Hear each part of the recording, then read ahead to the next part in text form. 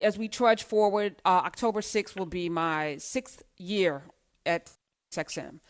And we started this journey 6 years ago. And I'm going to open the phone lines because I have a question that I want to ask of the folk who are listening. And I'm going to challenge the folks who are just new to this program to maybe sit in your feelings for a minute. Just sit back because this has been a 6 year journey on purpose. This has never been a show that was about radio or about having on great guests and talking about the topics of the moment and being emotional about it. This has been a 6 year vision. This is going to be year 6 of a 7 year vision. And what I thought about when I first was granted the pleasure, the honor of sitting here every day was, how do I feed people? What is going to be my mission? So I treated it like my classroom. I put together a 7 year syllabus that started with, okay, what do people need? Okay, we need to have our financial world together. So we started with that. And of course, this was during the racial pandemic of Mike Brown and Eric Gardner and things like that. So it's like, how do we protect ourselves? We had Legal Eagle Laura Coates on every week. And then she did a book, how to protect yourself. You have the right. And she spelled out, she's a former federal prosecutor, spelled out all your rights. We would have on police officers that first year to talk about, all of it, from Mark Claxton to Eric Adams, who used to be one of the heads of the 100 Blacks in Law Enforcement Who Care. We had Corey Pagaze on. We had police officers that were like badass. We had white police officers. We had every kind of, then we had all of the racial people. I did a bunch of town halls, White in America, talking to white people about race. Very intentional. Jane Elliott was on a lot. Tim Wise was on a lot. We talked a lot about race that first year. We talked a lot about financial wellness that first year. And we continued that because I realized we were heading on a trajectory. No matter what happens in the world, we're going to need to be our own saviors. So how do I do that? Monday Mover. Let me inspire you with different guests on that will, give you a blueprint for how to start your own businesses and who's moving and shaking out there. So we would have, guests on that could give you that. People that you wouldn't normally hear from. Tuesday, Tech came about, as I mentioned before, it's Tech Tuesday today, because when Van Jones, who abandoned this mission, came on these airwaves and talked about his initiative with Prince, the legendary Prince, who Backdoor was doing so much before he died. And shame on you, Van Jones, for not picking up that baton and running your own race. But that's all right. I'm going to put that to the side. Now's not the time for that. But I do want to underscore, there was a mission, a musical genius put together a mission to get black kids coding. Why? Because Prince, visionary that he was, saw that the future was in a space where we only are represented by 1% of us are represented in this space. And that's where the new trillionaires are going to be made. That's where the new billionaires are going to be made in tech. And our kids are lacking in that skill set. So let's get them coding. That was the mission. So I was like, all right, I'm going to pick up the baton. Let's run with it. And what I discovered was not only could I open up some minds, but also give some of us, some lanes to be able to fill out and show you the way. And Drew's in tech, so he knows what I'm talking about. Then I was like, politically, where are we weak? I got it. Let's play the Trojan horse game because it's so effective. Let's go into the Republican Party with a Trojan horse, looking like a gift, looking like a Candace Owen, but then comes in and goes, psych, we actually are really, really black and we love black people and we're going to flip the script. And it was in that moment that I came up with the Party of Lincoln strategy, which now several people are running with in 2020. This was 2014, 2015. Party of Lincoln. The strategy was 2-3 million black people register as Republican in key states and closed primary states, because that's where it's important.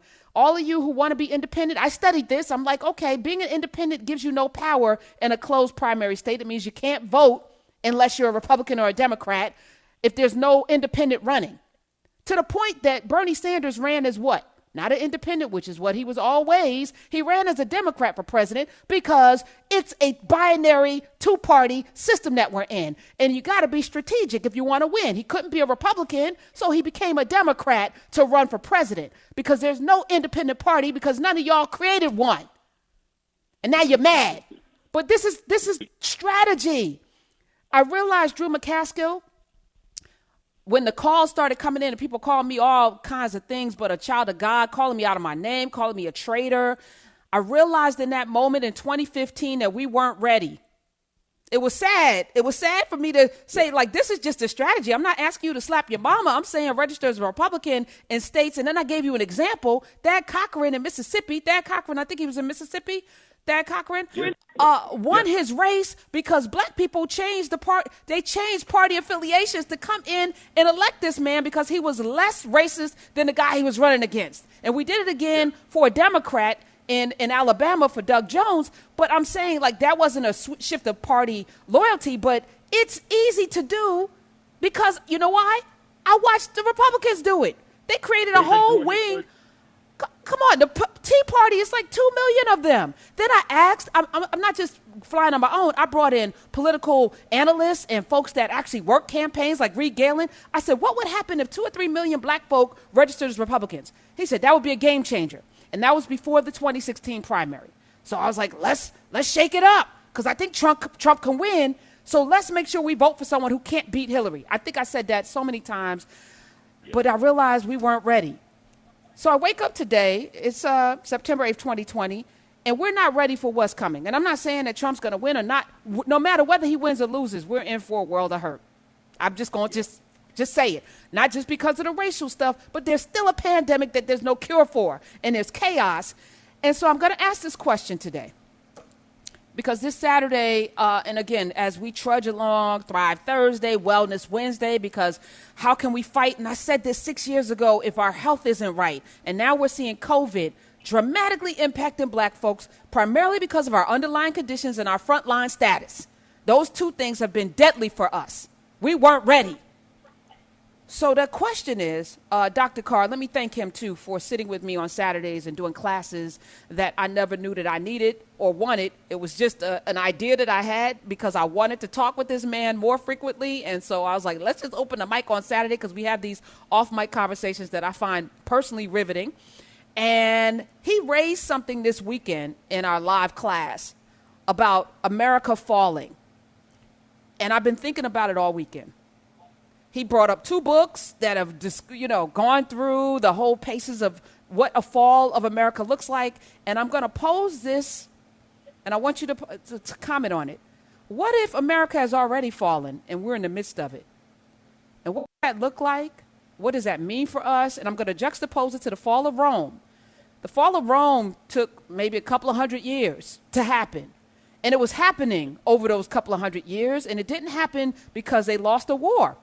It didn't. It was barbarians and all kind of different nipping away. They spread too thinly. The Roman Empire, it was from Great Britain all the way to what we know as Iraq, all through Africa, Egypt and Iraq. They reigned over all of that land. Mm-hmm. They were everywhere. As far as the eye could see, Rome had some leadership and they were collecting taxes because that's really that's really when you know you're being ruled is when you pay taxes.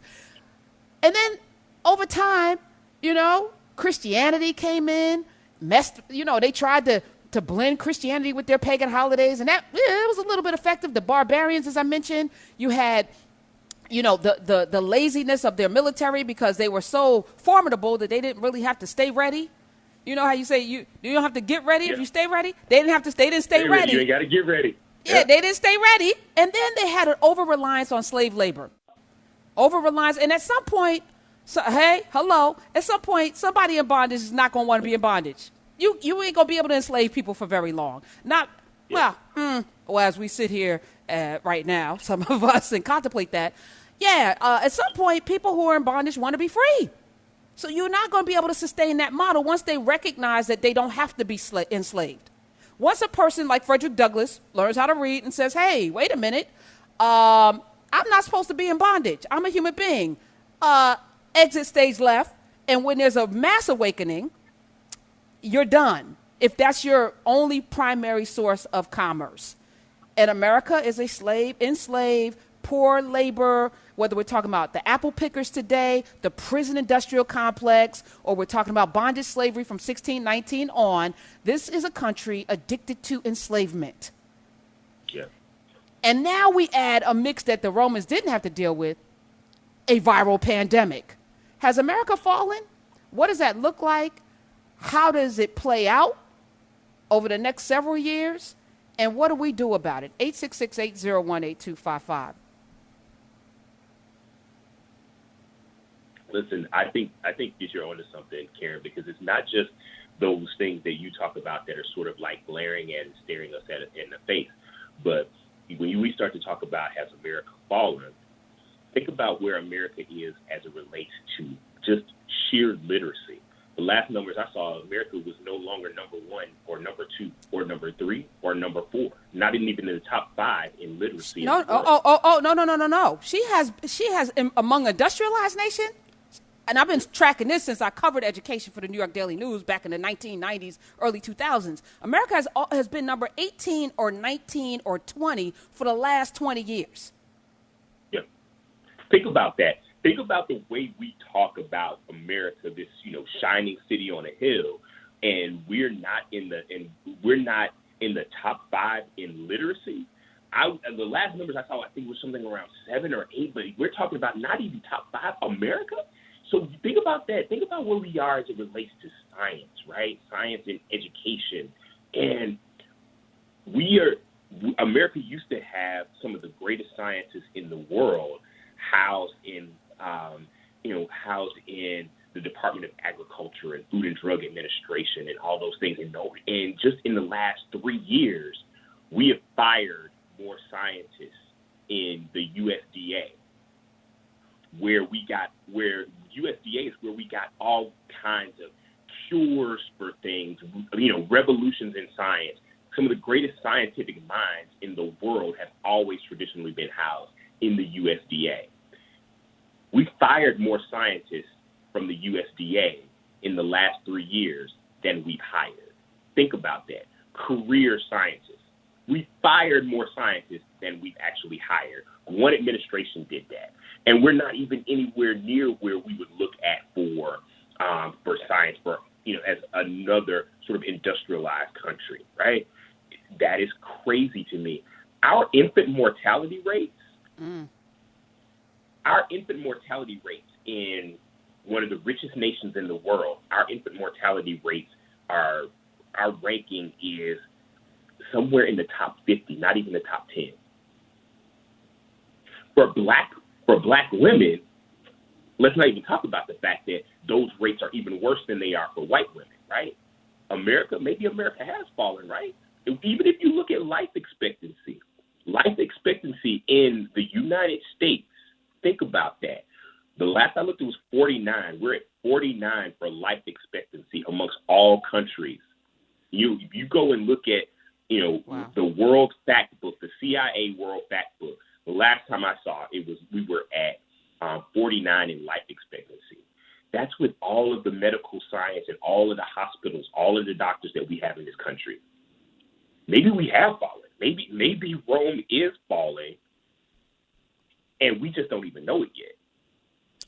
I think we know it. I don't know what the Romans must have felt as it was falling, but I imagine the people who are on the bottom of the food chain might have celebrated, might have been like, I'm okay with letting it fall. And I hear that in a lot of people who aren't voting. And I get it. Listen, I can't say that you're, absolutely 100% wrong, but I'm somebody that also understands that the rebuild is something that none of y'all are prepared for. The rebuild, you don't even know what that's going to look like. The actual last day of the fall, who's it going to impact more dramatically? So I'm acting like Sisyphus right now with that rock, trying to just keep it from rolling over us. But that was a futile effort, and maybe this is as well. But I just it's not in my nature to quit. But I also see, again, because I'm a little bit of a strategic thinker, that there are opportunities here, and I want us to capitalize on. If the fall is falling, there's something that comes out of a fall. There's something that comes out of ashes. There's something that comes out of manure. There's something that comes out of it. And I'm here planting seeds. A lot of them. Let's plant some good seeds. Let's plant some seeds. 866-801-8255. Let me just say, 18, 19 among industrialized nations in education. Literacy, America, I don't even think makes the top 20 or 30. I'm on the list right now. I'm on the list of countries that are literate, okay? And this is World Atlas has put out a list. The number one country is Andorra. Andorra, 100% literacy. Finland, 100% literacy. The Holy See, hey, Vatican, 100% literacy. Liechtenstein, 100%. Luxembourg, 100%. Norway.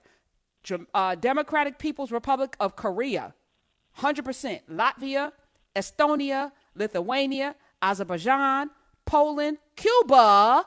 Let me pause there for a second, because I went down this rabbit hole this weekend, and I was looking up this notion of third world countries. They're now known as ish-hole countries by this president. But what makes a country a third world country? I was brought up in my school system, in my education, to believe a third world country was a country poor with distended bellies, flies. They couldn't eat. They were hungry. They didn't have an economy, which is part of the characteristic. But why is that? Because the NATO countries got together and they said any country that's not part of this operating body is a third world country. So it's not a designation around poverty, because there's some very wealthy countries not part of that NATO that are considered third world countries by NATO. These are just the countries that aren't playing pool with them. Yeah. Doesn't mean that they're poor. Doesn't mean that they're destitute. Doesn't mean that they're... And you think about Cuba being a third world nation with 100% literacy, just about, with free school for everybody. And they have produced more doctors, like good doctors that you can send into other countries, doctors that are going around the world right now helping COVID. Cuba trained them. We have doctors from America that we've had a couple on this show who trained in Cuba, who are now working here because they couldn't get into these racist-ass medical schools. I said it, 866-801-8255. But Cuba somehow found value in them, and they're now not just gainfully employed, but saving lives. Cuba's a third world country with a better literacy rate than America. We need to talk about this. We need to talk about it. I mean, the other thing, too, Karen, you got to think about when you start to think about what does a fallen nation look like. You know what we are number one in? We are number one. We lead the world in incarcerated citizens per capita. We have, when you talk about that we are a country that is in love with bondage and has had a love affair with bondage and enslaving people and using enslaved labor.